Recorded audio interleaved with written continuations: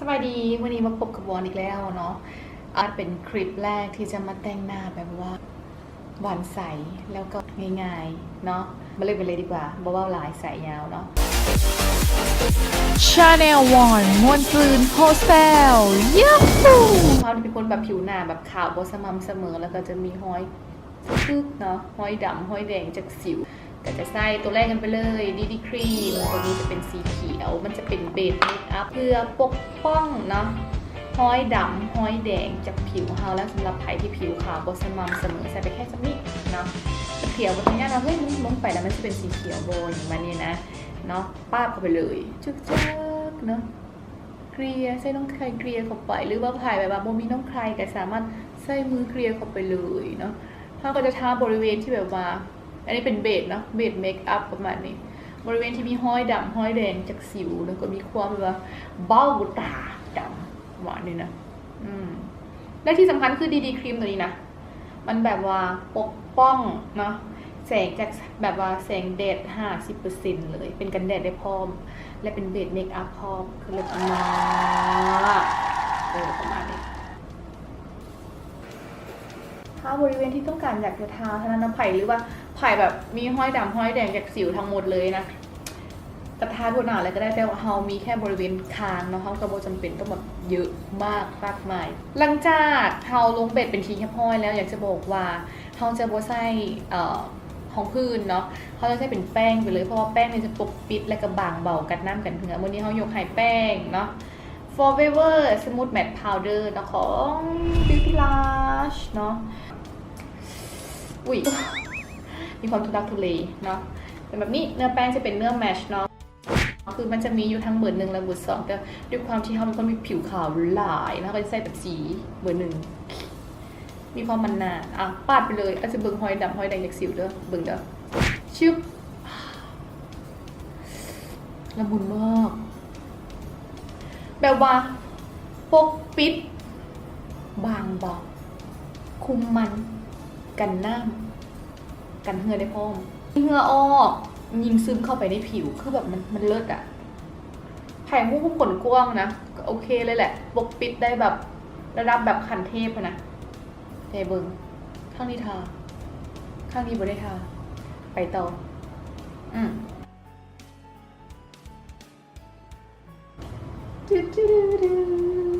ขาเวลาไปเข้าลองเพลงไปพร้อมมื้อนี้ด้วยความที่ว่าเป็นลูกหวานใสอ่ะเขาก็ต้องแบบเน้นหนักอย่างไรเอามื้อนี้เนาะเบาๆสบายไผก็แต่งได้ชิวๆมานี่โอเคขาวกันแล้วก่อนจะลงลิปนี่แต่งตาเขาก็จะลงเป็นโทนพวกแบบสีตาที่เป็นขาวแบบมุกๆเหลื่อมๆก่อนทุกคนเนาะนี่ลงไว้ก่อนมีความแบบเป็นชิมเมอร์เป็นประกายวิ่งว้าวแบบนี้มาแรกลิปเปอร์02ค่ะกับปาดเข้าไปเลยแบบไว้ที่วิธีไข่นะด้วยแพ็กเกจที่มาเป็นแบบนี้นะหลายคนเข้าใจว่าเฮ้ยไม่ต้องดึงno แม่มันหมุนจิ้วแบบนี้เนาะใช้จนเยินน่ะบอกตรงๆเลยปัดเข้าไปตรงห้างตา1 จุด 2 จุดเนาะเราเอาไส้แป้งเกลี่ยก่อนค่อยๆเกลี่ยใจเย็นๆค่อยๆเบรนพอด้วยแบบมือไม้คัดแตงเนาะไม่ต้องแบบปาดหลายแค่คอยเกลี่ยไปก่อนสบายถูกใจก็คบกันไป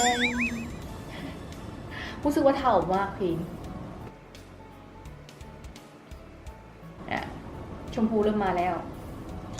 ยังไม่พอนะขอใส่หลังมือก่อนค่อยๆเปลี่ยนไปเลือกแค่หางตาเพราะเบาๆนะลูกค้าเนาะวันใส่ตรงไหนจะได้ประมาณแบบนี้แล้วอย่าลืมเนาะเกลี่ยลงมาด้านลุมหน่อยจักหน่อยแป้งถ้าชอบก็เห็นนะก็จะได้แป้งดื่มนี่แหละเกลี่ยลงมาแบบนี้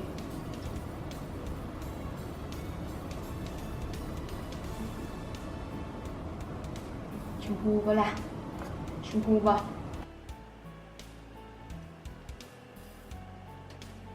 ชมพูมากประเด็นหวานใส บนไหนวะ ต่อไปอีกข้างกันเลยเขาจะเว้นช่วงหัวตานี่ไว้เพราะว่าเขาจะไว้ใส่กลิตเตอร์เนาะค่อยๆเฟ้นไปเลยนะใจเย็นๆ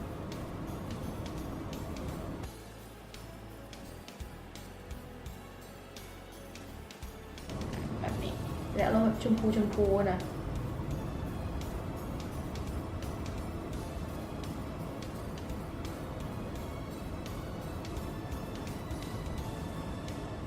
แม่เอาลงมาเนี่ย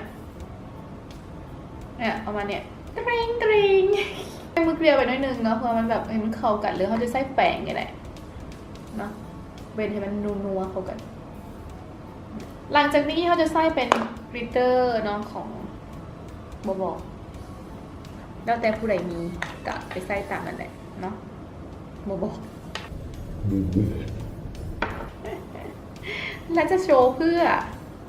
ใส่เข้าไปตรงกลางตาเลยชิบ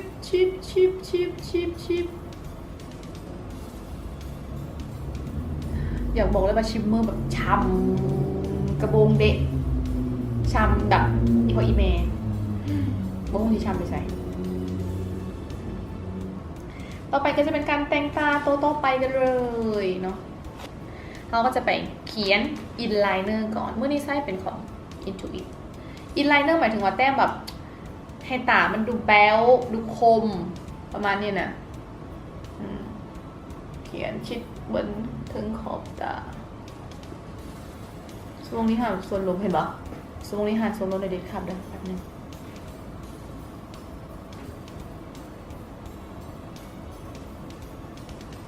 เจ็บมาตาโค้งขึ้นคิดไปเองเขียนไปเลย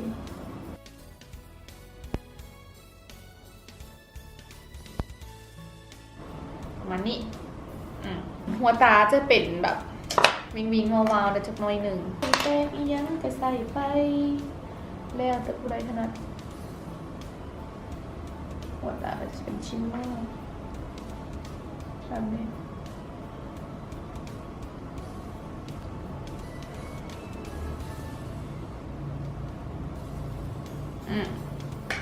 ได้ความแบ๊วขึ้นมาเพิ่มอีก1 มิติก่อนกันอันดับต่อไปจะต้องไปดัดขนตาก่อน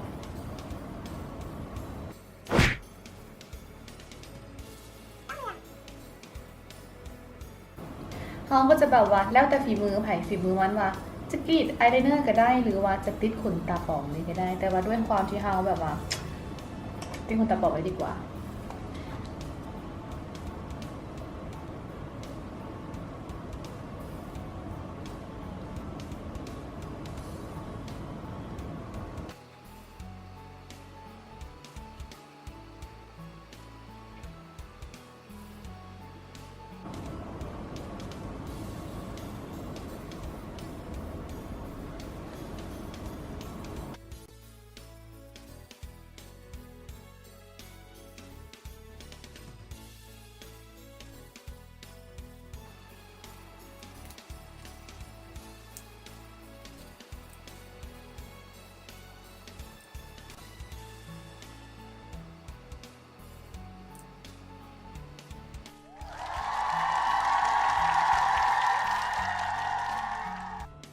เห็นคิววันนี้เขายกให้ฟาซิโอเพราะว่า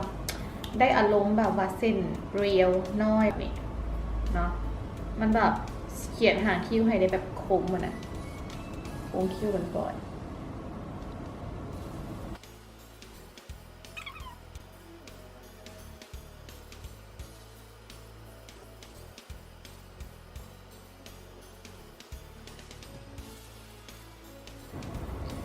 เขาได้โค้งคิวมาแล้วเนาะแต่ว่าเขายังบ่ทันได้แล้วไหนเขาจะต้องเกลี่ยก่อนแล้วเขาก็ต้องแบบเก็บสีจากแบบว่าเอาตัวเป็นฝุ่นแบบเนี้ยมาเก็บคิวพอตัวไหนมันขาดตัวไหนมันโต๊ะตัวไหนมันแหว่งเสียนะ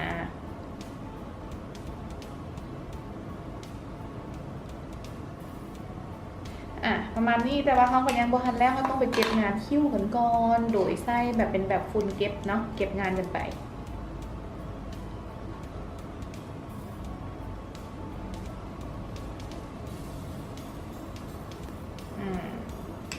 คิ้วลงมาเนาะคิ้วลงมาดังเขาก็เริ่มมาแล้วแต่ว่าเขาก็ต้องไปเกลี่ยกันก่อนให้มันแบบว่า เนี่ยว่าเห็นแบบเป็นสันว่าเฮ้ยเขาเชดดิ้งมาอ่ะประมาณนี้ไปต่อที่สีแก้มกันสีตาก็เป็นสีชมพูแล้วก็ซิงที่ขาดไปไม่ได้แก้มก็ต้องเป็นสีชมพูแต่ว่าแก้มเมื่อนี้ก็ใช้อันเก่าอันเดิมก็คือเป็นลิปสติกที่ว่าเขาเอามาแบบแต้มตาเมื่อนี้แต่เขาก็จะลงเป็นสีบัวคือเก่าขอใช้เป็นซิลิโคนเนาะเพราะว่ามันจะโอเคกว่ามือเด้นะ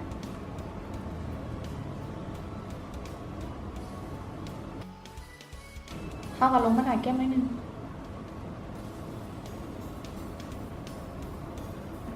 ประมาณแบบนี้เนาะก็ต้องเข็มหลายเพราะว่าตาเขาแบบชมพูอยู่แล้วยิ่งเขาแบบเพิ่มมาแบบแก้มเป็นชมพูไปอีกให้แบบโอ้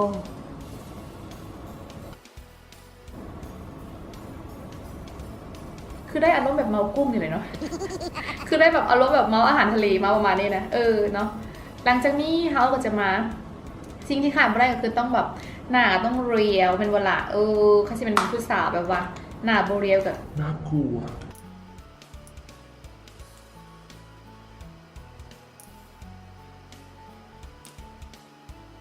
หลังจากนี้สิ่งที่ขาดไม่ได้ก็คือการไฮไลท์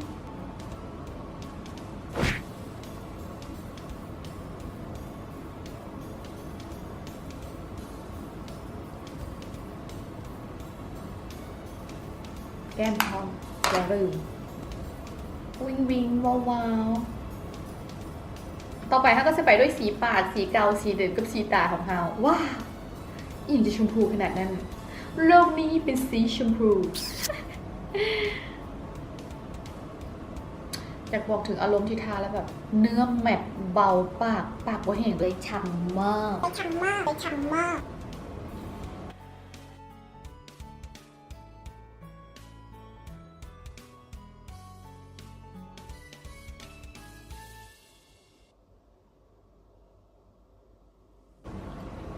โอเคเลยอยากบอกแบบถึงความรู้สึกที่แบบเป็นเนื้อแมตต์ที่แบบโบแห้งไงนะมันต้องได้อารมณ์แบบปากช้ำๆแล้วก็เบาๆแบบเบาคือไม่ได้ทาเลยแต่ว่าด้วยความที่เป็นชมพูทั้งหน้าอยู่แล้วเนาะเขาก็จะเห็นว่าเขาก็ต้องมีเติมสีอย่างที่เข้าไปให้มันแบบไม่ได้ชมพูขนาดนี้ก็ต้องเติมไปด้วยเบอร์นี้เนาะ07สีแดงของ Beauty Lush เนาะเพื่อแบบเพิ่มอารมณ์แบบชมพูอมแดงอมชมพูหรือช่างมันเถอะ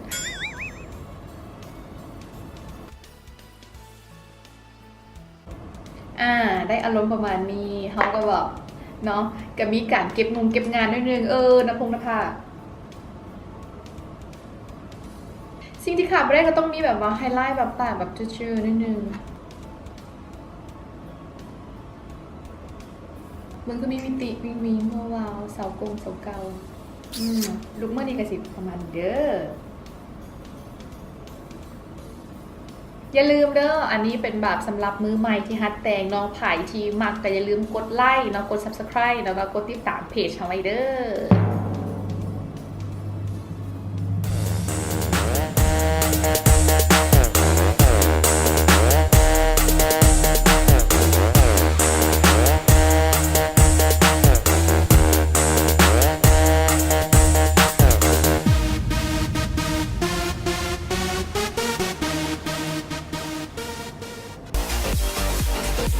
ชาแนล1 มวนซืนโฮสเทลยูฮู